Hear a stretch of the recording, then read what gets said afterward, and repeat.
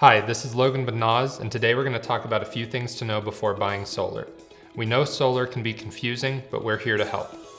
There are many honest and reputable companies in this industry, but there are also a few that use misleading selling practices to make a quick buck. So as a consumer, it's very important to know what you're getting into. Today in this video, we'll be discussing price matching and also debunking the myth of free solar.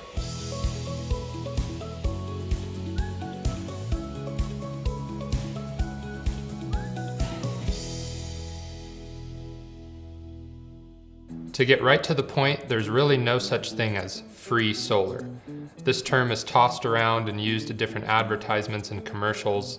I'm sure you've seen an ad somewhere that says you can get solar for free, or it's advertised as a very low cost or zero down payment option to a consumer, and that's really not the case. So today I'm going to go through a few things to look out for when you're shopping around for solar and why there isn't really a such thing as free solar. Tax incentives.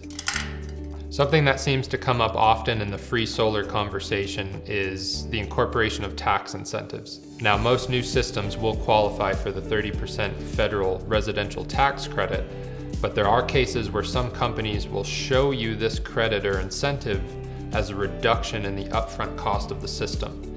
In reality, the incentive is applied after the fact and usually is only applicable after the system has been installed and commissioned. Now, there are also local tax incentives available to you on a state, county, maybe municipal level. There are even some cases where utilities will offer you incentives for going solar. The database of state incentives for renewable energy, or DSIRE, is a fantastic resource you can use to explore other tax credits or programs that might be available to you locally. We've put the link to that website in the description of our video if you want to take a look. Leasing Systems. Another tactic that gets tossed around in this free solar conversation is how the installation of solar makes your monthly electric bill go down to zero. Now, that can be the case in certain applications, but especially if you're leasing a system, usually you're still paying a monthly bill, but that bill is now going towards the leasing of the equipment rather than to the utility company for your electrical costs. When you lease equipment instead of buying it outright, you're usually paying interest on that equipment and you don't own the equipment until that lease is fully paid off. Leasing a solar system also could potentially affect the process of selling the home, as if that system's not paid off by the time the whole home is sold, you're essentially passing on that debt to the potential buyer. Now, in light of leasing equipment, there are many options for lending and financing if you prefer to buy the equipment outright. Check with your bank or your financial advisor for options on that, and we even have an option for financing available through a third party on our website. False advertising. There are many solar companies out there that falsely advertise a free solar or a zero down cost solution to consumers by incorporating things that reduce the upfront cost of the equipment but don't actually come into play until later. So these could be things like tax incentives, federal or state level incentives, the potential increase to the value of one's home when adding solar. This could also include the assumed future increase of the cost of electricity or utility rates. And in some cases, we've even seen certain proposals showing a reduction on the equipment because they're including some free tech like home security or smart thermostat accessories as part of their package. Nothing related to solar, but again, kind of just a gimmick to make it seem like you're getting a better deal than you really are. Changes in your electric bill. Another thing to be aware of that's not always explained about up front is how your electric bill might change with the addition of solar. Now, obviously you put solar on your house, we're expecting a reduction in our electric bill because the energy that your system produces is now running the home for at least part of the day. However, there are some cases for net metering grid-tied systems that sell excess power back to the grid. Your utility company may force you to switch to a different rate plan with the addition of solar. So now this means you could get hit with potentially time of use charges, meaning that you pay a higher cost for your electricity during on-peak hours and a lower cost during off-peak hours. Those peak hours usually coincide with the end of our solar day at a time when your system's not producing much. You may also see some sort of a demand or a peak demand charge that's now factored in on your electric bill that may not have been there before. Price matching.